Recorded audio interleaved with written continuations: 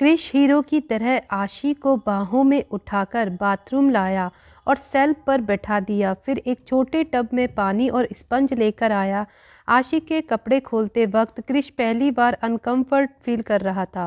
वह काफ़ी बेचैन था, बार बार अपने हाथों को आशी की तरफ बढ़ाता और फिर पीछे खींच लेता।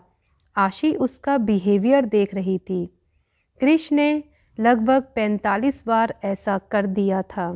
यह देखकर आशी अब चिढ़ते हुए बोली, जल्दी करो ना, दिन भर बाथरूम में ही रहने का इरादा है क्या? आशी की बात सुनकर क्रिश भी चिढ़ते हुए बोला, हाँ हाँ कर रहा हूँ। ओ गॉड, क्या मुसीबत है। अब क्रिश के दिल की धड़कन तेज हो रही थी और आशी आराम से बैठे क्रिश की हैंडसम बॉडी देख रही थी, क्योंकि क्रिश ने इस वक्त शर्ट नहीं पहनी थी। आशी एक टक उसकी बॉडी को देख रही थी। क्रिश बड़ी हिम्मत करके आशी के कपड़े चेंज करने की कोशिश करता है। दरअसल क्रिश पहले आशी के करीब जाता था, उसे अपना समझकर, उस पर अपना हक समझकर, लेकिन अब उसने कहीं ना कहीं आशी को किसी और की अमानत समझ लिया था और अब उसके हिसाब से उन दोनों के बीच वैसा रिश्ता नहीं होना चाहिए। उसकी भावनाओं से अनजान आशी अपने पैर लटकाकर हिलाते हुए बोली, साइको जी, एक बात पूछूं, क्या तुम सचमुच एक हॉलीवुड एक्टर हो? इस सिचुएशन में क्रिश का गला सूखने लगा था। आशी के सवाल का जवाब देने से पहले उसने एक खाली घूंट भर के अपना गला तर किया और अपने हाथों को पीछे ले जाकर बोला, यह कैसा सवाल है? क्या तुम नहीं जानती? बिल्कुल, मैं एक हॉलीवुड एक्टर हूँ।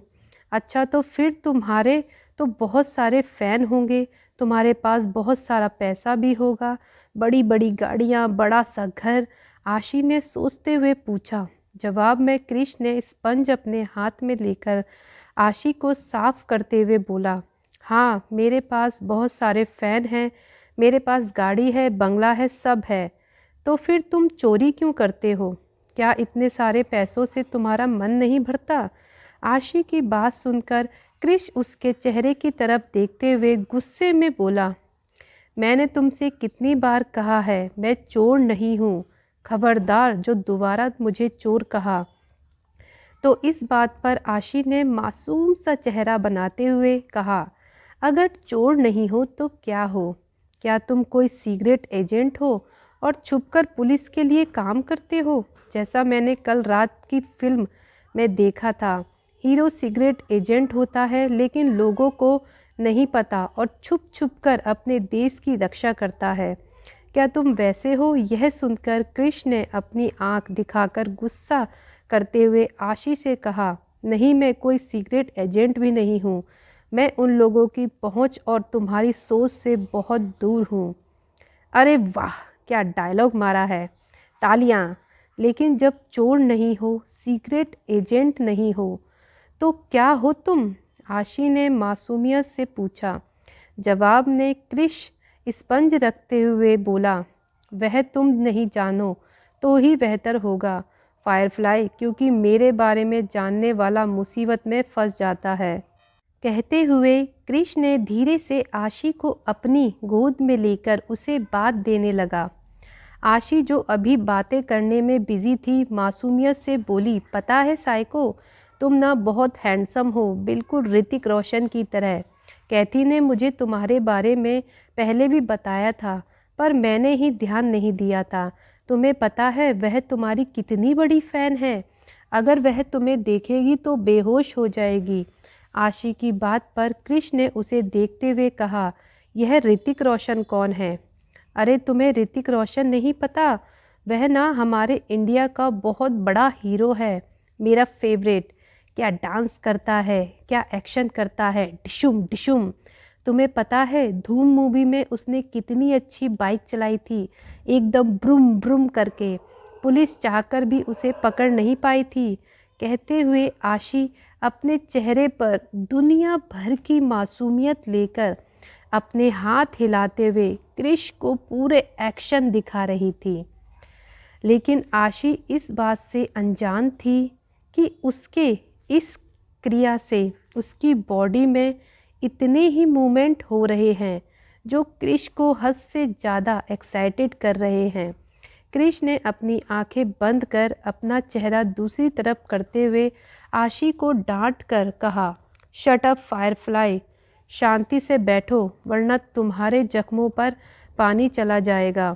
ओह सॉरी, हाँ तो मैं क्या कह रही थी, तुम्हें पता है उसकी जो एक फ़िल्म है ना क्रिश, क्रिश वह तो तुम्हारे नाम से मैच हो गई। अरे वाह, हाँ तो उसमें ना वह सुपर हीरो होता है और क्या उड़ता है। एक बार एयरप्लेन हवा में ही ख़राब हो गया था और उसने उड़ते हुए जाकर एयरप्लेन को संभाल कर उसे अच्छे से लैंड कराया। वह ना हवा की स्पीड से दौड़ता है, कभी यहाँ कभी वहाँ। उसमें ना बहुत सारे सुपर विलन थे, छिपकली, मेंढक, गिरगिट वाली गर्ल, सब मिलकर हमारे क्रिश को मारना चाहते थे। लेकिन क्रिश बिल्कुल तुम्हारी तरह बहुत स्ट्रॉन्ग था। तुमने जैसे युवान को मारा ना पटक पटक कर, वैसे ही क्रिश ने भी उन गुंडों को मारा। कहते हुए आशी फिर से पूरे एक्शन के साथ क्रिश को फिल्म दिखा रही थी। लेकिन क्रिश का ध्यान कभी आशी के हिलते हुए होठों पर, कभी उसके मासूम चेहरे पर होता था। आशी ने सचमुच क्रिश की हालत ख़राब कर दी थी। उसके माथे से पसीना आने लगा था और आशी अपनी ही धुन में मस्त उसे क्रिश के बारे में बता रही थी। अब यह सब क्रिश के कंट्रोल से बाहर हो रहा था। उसने जोर से चिल्लाकर आशी को डराते हुए कहा, shut up, I said just shut up, कब से कह रहा हूँ शांत बैठो, तुम्हें सुनाई नहीं देता क्या? मुझे कोई इंटरेस्ट नहीं है तुम्हारे ऋतिक रोशन और क्रिश के बारे में जानने का। अगर तुम एक बार और हिली तो मुझे नहीं पता मैं क्या कर जाऊँगा। फिर तुम मुझे ब्लेम मत करना। अपनी मासूमियत की छुरियां मुझ पर चलाकर मेरा पेशेंस लेवल चेक मत करो, समझी तुम? क्रिश ने यह शब्द बहुत ही गुस्से में और ज़ोर से चिल्लाकर कहे थे। क्रिश के गुस्से और डांट से आशी की छोटी छोटी आंखों में मोटे मोटे आंसू आ गए। उसने अपने निचले होठ बाहर निकाल कर मुँह बनाते हुए कहा, तुम गंदे हो, तुमने मुझे फिर डांटा। क्रिश नाम होने से कोई सुपर हीरो नहीं बन जाता। तुम साइको हो और साइको ही रहोगे। मैंने सोचा था तुम मेरे सुपर हीरो हो, तुम क्रिश हो और मैं तुम्हारी प्रिया, लेकिन तुम तो काल निकले। आशी को इस तरह मासूमियत से रोते हुए देखकर क्रिश को कुछ पल के लिए उस पर प्यार आने लगा और फिर उसने उसे शांत करते हुए बोला, तुम रो मत प्लीज़, मैं तुम्हें रुलाना नहीं चाहता था। अच्छा अब यह प्रिया और काल कौन है? यह सुनकर आशी एकदम हैरान रह गई और झटके से अपना रोना बंद करके बोली, तुम्हें प्रिया और काल नहीं पता? कान्हा जी, यह कितने बुद्धू हैं। अरे प्रिया सुपर हीरो क्रिश की हीरोइन है और काल उसका विलन। तुम फिल्में नहीं देखते क्या? आशी ने मुंह बनाकर बड़ी ही मासूमियत से पूछा, मैं बच्चों वाली फिल्में नहीं देखता, क्रिश ने कठोर आवाज़ में कहा और टॉवल से आशी के सर को पोंछने लगा। अरे लेकिन यह बच्चों वाली फिल्म नहीं है, इसमें तो रोमांस भी है। अच्छा चलो तुमने यह फिल्म नहीं देखी तो कोई बात नहीं, अब तो हम दोनों गर्लफ्रेंड बॉयफ्रेंड हैं, है ना? तो एक दिन हम दोनों साथ मिलकर यह फिल्म देखेंगे, तुम्हें बहुत अच्छी लगेगी। आशी ने मासूमियत से एक बड़ी सी मुस्कान के साथ बोला। क्रिस उसके चेहरे की मासूमियत देखता ही रह गया। फिर मन ही मन अपने आप से बोला, काश हम लोग सचमुच गर्लफ्रेंड बॉयफ्रेंड होते। क्रिश आशी को अपनी गोद में उठाकर बाथरूम से बाहर लाया। आशी ने उसके गले में अपनी बाहें लपेट दी और फिर अपनी मासूमियत का बम उस पर फोड़ते हुए बोली, साइको तुमने तो बहुत सारी फिल्में की होगी ना, उसमें रोमांस भी किया होगा, तुम मुझे सिखाओ ना रोमांस कैसे करते हैं। आशी की बात क्रिश के लिए अनएक्सेप्टेड थी।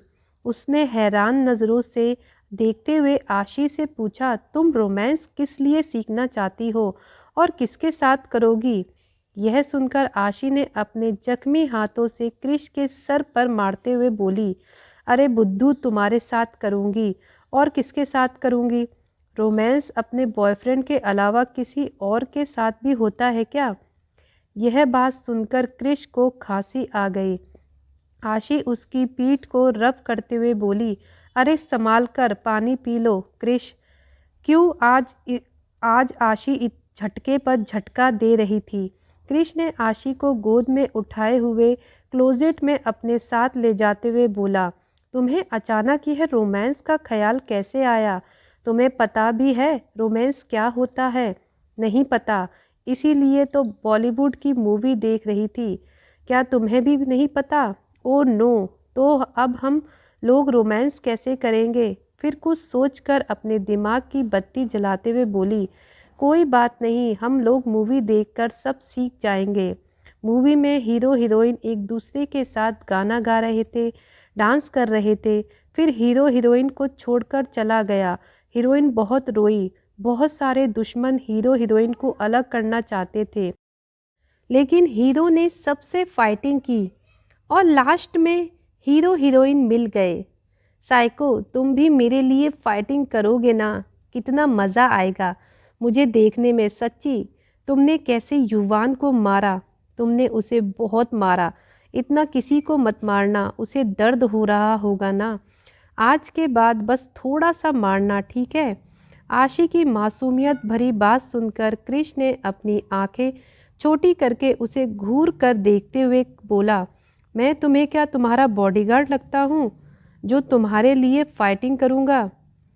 अरे नहीं, बॉडीगार्ड नहीं हो, लेकिन बॉयफ्रेंड तो हो ना। और एक अच्छा बॉयफ्रेंड वही होता है जो अपनी गर्लफ्रेंड को प्रोटेक्ट करता है। आशी ने तरह तरह के मुंह बनाते हुए कहा। आशी की बिना सिर पैर की बातें सुनकर क्रिश अब फ्रस्ट्रेट हो रहा था। क्रिश ने आशी को क्लोजेट में रखी हुई एक चेयर पर बिठाया और आशी के कपड़े निकाल कर जैसे ही उसे पहनाने को हुआ, आशी ने उसे रोकते हुए कहा, साइको, तुम भूल गए क्या? तुमने आज मुझे किस नहीं किया। व्हाट? तुम चाहती हो मैं तुम्हें किस करूं? तुम्हारा दिमाग तो खराब नहीं हो गया है? क्रिश ने हैरानी से पूछा। हाँ, तुमने ही तो कहा था तुम मुझे रोज किस करोगे क्योंकि तुम मेरे बॉयफ्रेंड हो, तो करो ना। कहते हुए आशी ने क्रिश के हाथ पकड़ लिए। क्रिश आशी की बात सुनकर बेहोश होने वाला था। क्या यह लड़की उसके पेशेंस का टेस्ट ले रही है? क्रिश ने अब तक कितनी देर तक खुद को कैसे काबू किया है वही जानता है, और यह लड़की उसे खुला इनविटेशन दे रही है। क्रिश ने बड़ी मुश्किल से खुद को काबू करते हुए कहा, मैं तुम्हें कोई किस विस नहीं करने वाला और ना ही मैं तुम्हारा बॉयफ्रेंड हूँ। अब इन सब बात को अपने दिमाग में बिठा लो। क्यों? कल तक तो तुम मेरे बॉयफ्रेंड थे, तो आज क्यों नहीं? क्या तुम्हें कोई चुड़ैल मिल गई है क्या जो तुमने मुझे धोखा दे दिया? देखो, तुम मुझे धोखा देने की कोशिश मत करो। मुझे बेवफाई मंजूर नहीं है। मैं तुम्हारी उस चुड़ैल के सारे बाल नोच दूंगी और तुम्हारे भी टांगे तोड़ दूंगी, समझे? आशी गुस्से में क्रिश को घूरते हुए बोली। व्हाट? तुम यह क्या कह रही हो? तुम्हें पता भी है फायरफ्लाई, तुम मेरी टांगें तोड़ दोगी? तुम्हारे अंदर इतनी हिम्मत और तुम किस चुड़ैल की बात कर रही हो? क्रिश ने आईब्रो ऊपर करते हुए कहा, हाँ, मुझ में बहुत हिम्मत है। मैं तुम्हारी टांगें तोड़ूंगी अगर तुमने मुझे धोखा देने की कोशिश की तो। और एक बात कान खोलकर सुन लो, तुम मेरे बॉयफ्रेंड हो और मेरे ही रहोगे। मैं किसी चुड़ैल को तुम्हारे आसपास नहीं देख सकती। हाँ। कहते हुए आशी ने अपने दोनों हाथ बांध लिए और गुस्से में मुंह फुलाकर दूसरी ओर देखने लगी। अब क्रिश पूरा पागल हो चुका था। वह अपने बाल नोचते हुए बोला, अरे तुम्हें हो क्या गया है? तुम आज यह रोमांस चुड़ैल बॉयफ्रेंड गर्लफ्रेंड क्यों कर रही हो? यह सब तुम्हें कौन सिखा रहा है?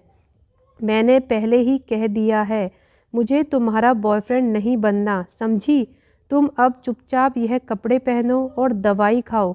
पता नहीं आज अचानक कैसे क्या हो गया है। खुद भी पागल हो और मुझे भी पागल बनाने की पूरी तैयारी में हो तुम। क्रिश जैसे ही आशी को कपड़े पहनाने आगे की तरफ बढ़ा, आशी ने झटके से उसके गले में हाथ डालकर अपने करीब खींच लिया। क्रिश आशी के इस बिहेवियर से हैरान रह गया।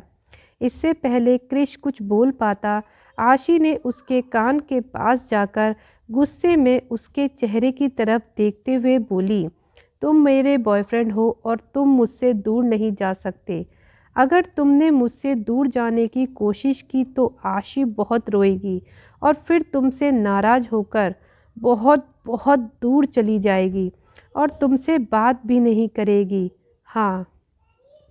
क्रिश, जो अब तक हैरानी से अपनी जगह पर खड़ा था, आशी की बात सुनकर थोड़ा होश में आया। फिर उसकी आंखों में देखते हुए थोड़ा गुस्से से बोला, कहाँ जाओगी तुम मुझसे, मुझे छोड़कर? पता नहीं, लेकिन कहीं दूर जहाँ तुम मुझे ढूंढ नहीं पाओगे। यह सुनते ही क्रिश के दिल में एक अजीब सी चुभन हुई। आशी से दूर जाने का ख्याल ही उसे पागल कर रहा था। उसने झटके से आशी को अपने करीब खींचा और अपने गले लगा लिया और बहुत ज़ोर से उसे हग करने लगा। आशी ने क्रिश के सीने पर हाथ रखकर उसे कुछ दूर करने की कोशिश की, लेकिन क्रिश को आशी की यह हरकत पसंद नहीं आई। आशी अपने घायल हाथ से क्रिश को फिर से दूर करने की कोशिश करने लगी, लेकिन वो क्रिश को 1 इंच भी हिला नहीं पाई।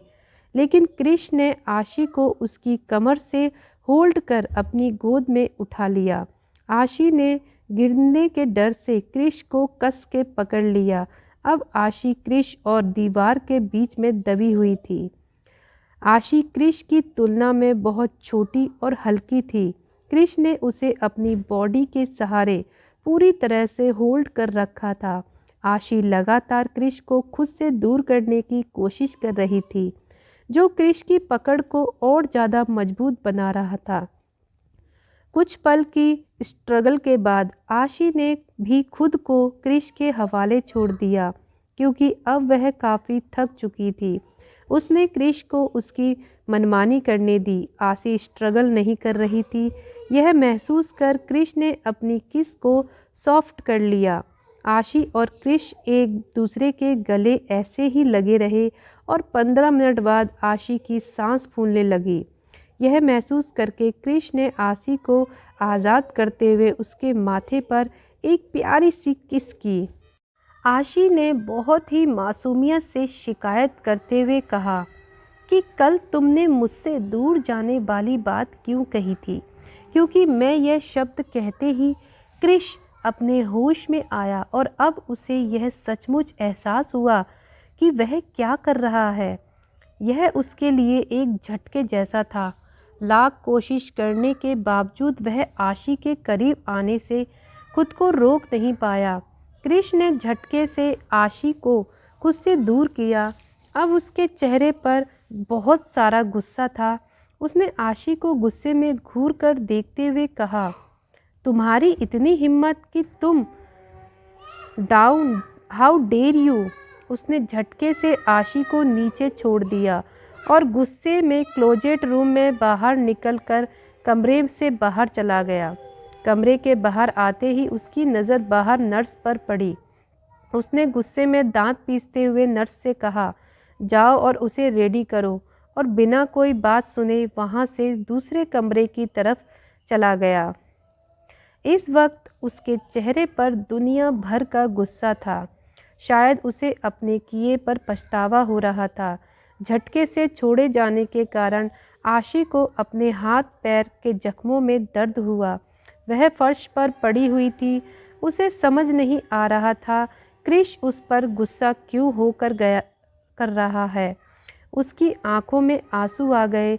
वह यूं ही बैठकर रो रही थी। तभी नर्स क्लोजेट रूम में आई। उसने आशी को फर्श पर रोता हुआ देखा, लेकिन बिना किसी सवाल के उसे रेडी करके व्हील चेयर पर बिठाकर उसे कमरे में ले आई। नर्स ने आशी को संभालते हुए बेड पर बैठा दिया और आशी को ब्रेकफास्ट करने के लिए हल्का खाना दिया। लेकिन आशी उस वक्त इतने गुस्से में थी कि वह ब्रेकफास्ट नहीं करना चाहती थी, लेकिन आशी को दवाई खानी थी। इसलिए नर्स ने आशी को समझाने की बहुत कोशिश की और आखिरकार आशी ने नर्स की बात मानते हुए ब्रेकफास्ट कर लिया और दवाई भी ले ली। लेकिन अब आशी ने फैसला कर लिया था वह क्रिश से दूर रहेगी, क्योंकि उसका रूड बिहेवियर आशी को बिल्कुल भी बर्दाश्त नहीं था। क्रिश जब चाहता है उसके करीब आता है और बिना उसकी गलती के उसे हर्ट करके चला जाता है। आशी मासूम ज़रूर है, लेकिन अपनी सेल्फ रिस्पेक्ट के साथ वह कॉम्प्रोमाइज़ नहीं करती। अपनी कद्र करवाना उसे बहुत अच्छे से आता है। इधर दूसरी तरफ क्रिश गुस्से में दूसरे बाथरूम में आया और शावर के नीचे खड़ा हो गया। वह इस वक्त गुस्से में उबल रहा था और अपने आप को कंट्रोल करने की कोशिश कर रहा था। उसे सबसे ज़्यादा गुस्सा इस बात पर आ रहा था कि वह कैसे बहक सकता है। लाख कोशिश करने के बाद भी वह आशी से दूर नहीं रह पा रहा था। आखिर वह कैसे अपने भाई से नज़र मिलाएगा? वह कैसे अपने भाई से उसका प्यार, उसकी खुशी छीन ले? वह आशी से दूर रहना चाहता है, लेकिन चाहकर भी अपने जज्बात काबू में नहीं कर पा रहा था। यूं ही सोचते हुए वह न जाने कितनी देर तक उस पानी के नीचे खड़ा रहा। वह जब भी अपनी आंखें बंद कर रहा था, रह रहकर उसकी आंखों के सामने वह पल आ रहे थे जो उसने आशी के साथ बिताए थे। क्रिस गुस्से में अपने ही बाल नोच रहा था, दीवार पर पंच मार रहा था। हाँ, वह आशी को तकलीफ़ देना चाहता है, वह तकलीफ़ जिसे वह खुद भी महसूस कर रहा है, लेकिन न जाने क्यों उसके करीब आकर वह खुद को रोक नहीं पाता है और बदले में उसे ही वह तकलीफ़ मिल रही है। इधर दूसरी तरफ रुद्र और निकिता नीदरलैंड से अमेरिका आ चुके थे और इस वक्त वह लोग अपने विला में अथर्व के सामने सोफे पर बैठे थे। उस समय नताशा वहाँ मौजूद नहीं थी। रुद्र ने कड़क आवाज़ में अथर्व से कहा, अथर्व, मुझे तुमसे यह उम्मीद नहीं थी बेटा। यहाँ इतना कुछ हो गया और तुमने हमें कुछ बताया नहीं। अगर हमें नताशा कुछ ना बताती तो शायद हाँ, तुम इस बात को न जाने कब तक छुपाने वाले थे। युवान खन्ना वापस आ चुका है और इतना कुछ हो गया, क्या तुम्हें बिल्कुल नहीं लगा कि यह बात हमें बताना ज़रूरी है? रुद्र की फटकार सुनकर अथर्व ने अपना सर झुकाकर कहा, आई एम सॉरी दादा, मैं बताना चाहता था, पर नक्टू ने इससे पहले कि अथर्व कुछ कह पाता, रुद्र गुस्से में चिल्लाते हुए बोला, नक्टू का नाम मत लो अथर्व, वह बच्ची है, उसे सही गलत की पहचान नहीं है। लेकिन तुम तो समझदार हो, तुम्हें याद होगा मैं यहाँ तुम लोगों को सिर्फ तुम्हारे भरोसे पर भेजा था, यह सोचकर कि तुम समझदार हो, लेकिन शायद मैं गलत था। तुम भी उसी की तरह अभी बच्चे हो। दोनों बाप बेटे की कन्वर्सेशन निकिता भी बैठकर सुन रही थी। मामले को गर्म होते हुए देखकर निकिता बीच में आते हुए रुद्र को समझाकर बोली, शांत हो जाओ रुद्र, जो होना था वह हो गया, अब हम उसे बदल नहीं सकते। अभी यह सोचो आगे क्या करना है। फिर निकिता अथर्व की तरफ देखते हुए बोली, अथर्व बेटा, यह बताओ आशी कहाँ है? वह सुरक्षित तो है ना? युवान खन्ना का क्या हुआ? वह जिंदा है या मर गया? क्या युवान खन्ना के बाप को आशी के बारे में कुछ भी पता चला है? निकिता और रुद्र की परेशानी देखकर अथर्व ने उन्हें शांत करते हुए कहा, वह कहाँ है मैं नहीं जानता मॉम, लेकिन वह क्रिश के साथ है और सुरक्षित है। हमारे उससे बात हुई थी। युवान खन्ना के साथ क्या हुआ है, वह जिंदा है या मर गया, हमें कुछ नहीं पता। और युवान खन्ना के डैड को आशी के बारे में क्या पता है, मुझे नहीं मालूम। लेकिन यह बताइए, आप लोग आशी के लिए इतना परेशान क्यों हो रहे हैं? यह सुनकर निकिता और रुद्र ने एक दूसरे का चेहरा देखा, फिर एक दूसरे की आंखों ही आंखों में इशारा करते हुए अथर्व से कहा, बेटा हम तुम्हें सब बता रहे हैं, लेकिन प्रॉमिस करो तुम सही वक्त आने तक यह बात किसी को नहीं बताओगे और इस बात को सीक्रेट ही रखोगे। आई प्रॉमिस मॉम, आप जैसा कहोगी वैसा ही होगा, बट मुझे बात तो बताइए, अथर्व ने कहा।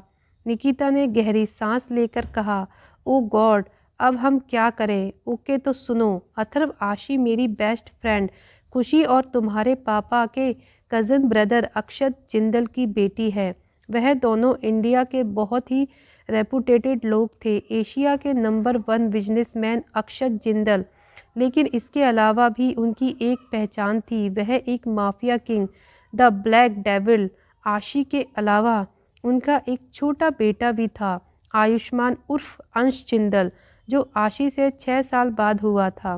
पैसा, पावर और पॉपुलैरिटी की कोई कमी नहीं थी उन लोगों के पास, लेकिन एक दिन सब खत्म हो गया और उसका जिम्मेदार था युवान खन्ना का बाप Vivaan Khanna, heartless cruel monster, जो कहने को तो अक्षत का स्टेप ब्रदर था, लेकिन उन लोगों में दुश्मनों से भी ज़्यादा नफ़रत थी। वह अक्षत से जितनी नफ़रत करता था उससे भी ज़्यादा मोहब्बत वह खुशी से करता था, लेकिन खुशी के दिल में सिर्फ अक्षत था और इस मोहब्बत ने विवान खन्ना के दिल में अक्षत के लिए नफ़रत को और बढ़ा दिया। वह नफ़रत और जलन में अक्षत से सब छीनना चाहता था, उसका पैसा, पावर, रेपुटेशन और उसका प्यार, खुशी।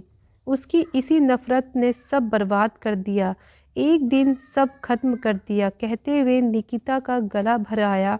उसने पानी का गिलास उठाया और एक घूंट लेकर कहा, बेटा हमें तो यह लगा था कि अपनी फैमिली की तरह आशी भी उस तबाही में ख़त्म हो गई।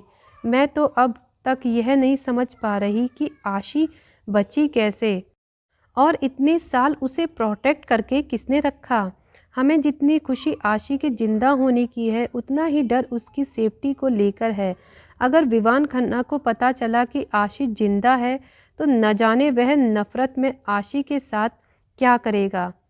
और अब तो सबसे बड़ी प्रॉब्लम यह हो गई है कि उसके बेटे की तबाही की जिम्मेदार आशी है। अब हमें नहीं पता हम आशी को कैसे प्रोटेक्ट करेंगे। बेटा खुशी और अक्षत के बाद वह हमारी जिम्मेदारी है। हमें किसी भी तरह उसे प्रोटेक्ट करना होगा और यहाँ से बचाकर ले जाना होगा। हम आशी को विवान खन्ना के हाथ नहीं लगने दे सकते। अगर आशी अभी तक सुरक्षित है तो इसका मतलब यह है कि विवान खन्ना को आशी के बारे में अभी कुछ नहीं पता चला है, लेकिन कब तक उसकी सच्चाई उससे छुप सकती है। इसलिए इससे पहले कि विवान को आशी के बारे में कुछ पता चले, हमें कुछ भी करके आशी को सेव करना होगा। आशी के साथ साथ उसके आसपास रहने वाले लोग भी खतरे में हैं। विवान खन्ना बहुत खतरनाक है, वह अब माफिया लीडर बन चुका है और हमने सुना है वह अमेरिका के राष्ट्रपति चुनाव में भी खड़ा होने वाला है। यानी अब उसके पास पैसा और पावर की कोई कमी नहीं होगी। वह चुटकियों में आशी के बारे में पता लगा लेगा और फिर आशी को बचाना हमारे लिए मुश्किल हो जाएगा। निकिता की बात सुनकर अथर्व हैरान था, लेकिन तभी रुद्र आगे आते हुए निकिता से कुछ ऐसा बोला जिसे सुनकर निकिता हैरान रह गई। अथर्व भी शौक में था। आखिर क्या कहा रुद्र ने? क्या उसने दिमाग में कुछ चल रहा है? सबकी जान है खतरे में, कौन बचेगा और कौन होगा कुर्बान, जानने के लिए पढ़ते रहिए और सुनते रहिए आशी और क्रिश की कहानी। मिलते हैं अगली वीडियो में अगले एपिसोड के साथ। तब तक के लिए धन्यवाद। दोस्तों अगर आपको वीडियो अच्छी लग रही हो तो कमेंट करके ज़रूर बताइएगा।